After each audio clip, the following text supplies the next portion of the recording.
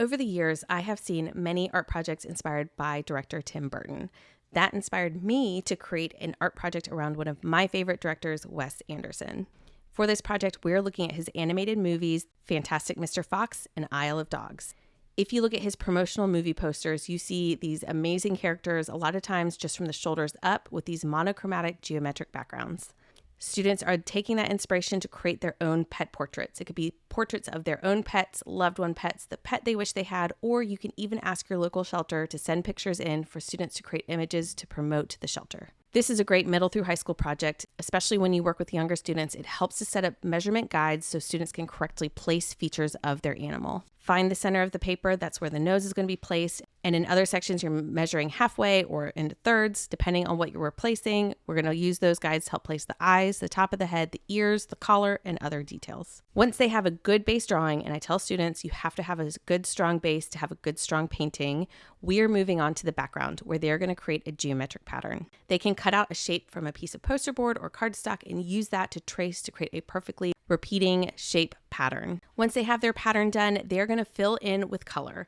I recommend using a tool that creates nice clean edges, again, especially if you're working with younger students, such as markers or acrylic paint pens. I used paint pens in my example and they worked wonderfully. Have them color in circles to get a nice flat, even layer. You can also use colored pencils for this. It just takes a little bit longer. Once their background is complete, we are painting their pets, and this is always an exciting step. I tell them to start with areas that will be overlapped, such as the eyes, inside of the ears, any area that looks like it's more in shadow, block those in. Then we're going to start blocking in our shadows, highlights, and the patterns in the pet. I love to point out the scary point of a work of art, especially when you're doing portraits. You're going to hit a point where you're like, this is not looking right, but you just need a few more layers and it all comes together. I love this project for so many reasons. It ties in with vocabulary, with important art techniques. It has personal ties to the student.